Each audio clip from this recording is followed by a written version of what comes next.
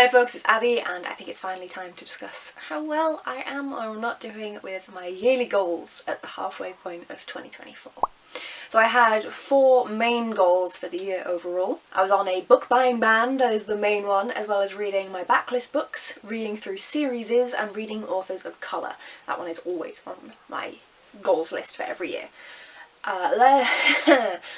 Some of them are going better than others. So, reading my series yes and no. So far this year I have read 27 books that are marked as a sequel on my tracker. So that sounds great, but I've only finished 6 series.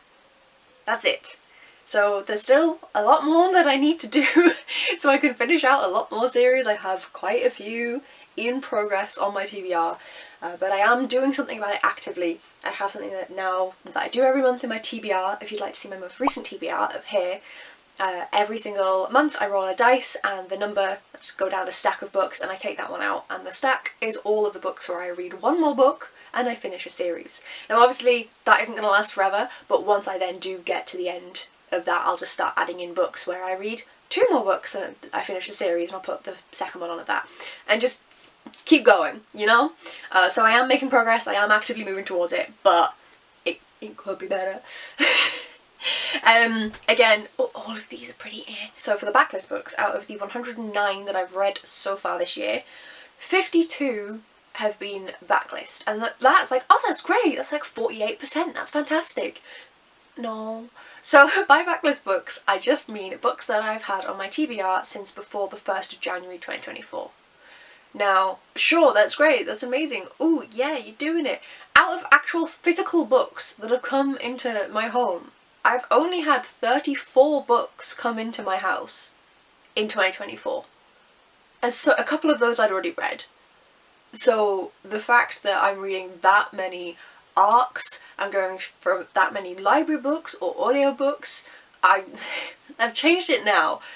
But especially for the first 3-4 months of the year, I was not prioritising my own books. Even though that was a goal, I wasn't prioritising them. So I've changed it now. I'm really focused on my physical TBR now. I have 1 book from the new ones each month that I try and pick up, but everything else I'm focusing on my backlist book. I'm trying to get through them, and hopefully that will improve as we go through the year. My authors of colour. This one is actually not meh, this one is bad, in my opinion. So 32% of the books that I've read have been from authors of colour. That's 35 books. Out of 109, remember. So 1, nowhere fucking near enough. But then 2, it clashes with my other goals, which is a problem in and of itself, but essentially I am now, in my current stage of reading, more likely to want to pick up a book from an author of colour because there's so many that sound amazing. Like, there's so many. But the whole thing is I'm trying to read my backlist books. This has been a problem for a few years now. Some of the books that I've had on this TBR, for example, I have this one here. This is my biggest shame. I've had this on my TBR since I was about 10. Okay? This is a white woman. Because of course it is. All of the books of my childhood, bar like 3, were written by white authors. Part of that is because my mum was giving me her childhood books. And, you know, that is like a really big problem, is that I'm trying to read these backlist books. I'm trying to get books finally off of my TBR. And the ones that have been sat there for the longest, and therefore are the target of that kind of goal, are the ones that are written primarily by white authors. Because the ones I'm bringing in tend to be authors of colour. And so it's one of those things that I need to get through my goddamn fucking backlist. And once I have, I will actually be able to focus on increasing my authors of colour each and every month. But the backlist is the main problem. If I'm trying to tackle this backlist, I either need to get rid of them, which I don't want to do. I've already done loads of unhauls of my TBR. I either need to get rid of them or I need to read them. And so, because I haven't been reading my TBR, I have a huge backlog, and I have done for years. That is one of the big reasons that I have that goal, is to get rid of them, because some of them are going to be great. Like, I actually really, like, I finally read the first 2 books. There's 1 book left in this bind-up. And I actually really like this. Like, there's nothing wrong with these books by white authors that I'm keeping. I just want my shelves more diverse. So yeah, that's one of the ones where it's really incredibly frustrating, because to improve on that goal, I have to ignore the other goals, but that's the reason I set the other goals, is so that I can get those out of the way. Yeah. I guess excuses, but it's not. I was not buying enough racially diverse books when I first started my book collecting, when I went away to uni and was able to spend my own money freely without judgment. I was not buying enough books from authors of colour. That is a fact. And so that is now catching up to me, because I was buying far too many books when I finally had the freedom to actually purchase things on my own. And yeah, it's caught up with me, and it's still going to be caught up with me for a while. I'm working on it. And then again, this kind of links in, but the book buying ban. So that's part of it, is I need to read the books I have. There's no point bringing new books in. Wonderful. New book. No, read the shit you already have. I already set my book buying ban up to be pretty cheaty. I checked with my other half, okay? My boyfriend looked through it. He's the one who moans the most when I have new books come in. He read the list and he was like, okay, I'm happy with all of that. I was like, oh, should I? And he even agreed when we went to Sweden, I could buy some books in Swedish. I couldn't buy any books in English. That wasn't allowed, but books in Swedish I could buy because it's easier to get Swedish books in Sweden. And I've still been a little bit cheaty. There's two ways, and one of them then splits down into another two. So one is that there was one instance, this is the one instance of cheating, is that I was lamenting that I couldn't purchase this book in February because it would break my book buying ban. I read it via audiobook from NetGalley, and I was so sad that I couldn't get this beautiful Waterstones sprayed edge because it would break my book buying ban. And so the amazing, wonderful, beautiful Caitlin from Letters from Queen Ruddy bought me this book. And I told her, don't be silly, like, I'll just break my, like, you know, it's just my book buying ban, like, it's not like it matters to anyone else, like, I'll just break it if I really do want it, or maybe I'll just not get it. No, she wouldn't let me. She bought me this, because she is a wonderful human being, who I do not deserve, and who gifts me presents like this. So that's one of the cheats, was Caitlin being an adorable little bean, and I love her for it. The other cheat 1A, is unhauls. Taking books from people's unhauls. So I've done that for a few different people. I'll say primarily from Olivia Savannah, from Olivia's Catastrophe. People are like, oh, do you want this? And I say yes. And I'm not buying it, but I'm still picking new books. And then 1B, this is where it gets even worse, is that, I say even worse, sometimes I will pay for the shipping for these books, when my friends are getting rid of books that they no longer want. If they're going to ship them to me, none of my friends live here in York, then for some people I have paid for the shipping. And so therefore I have paid for the book.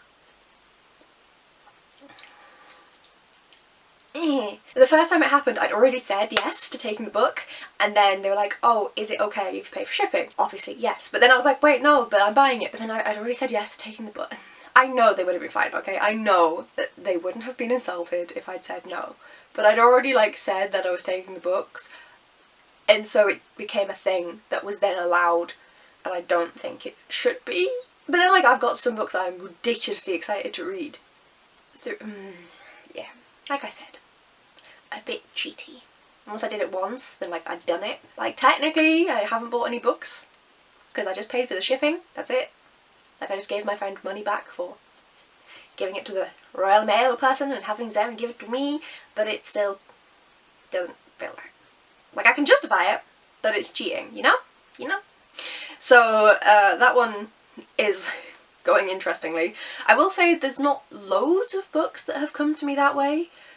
Quite a few from unhauls, not so many from paid for shipping unhauls.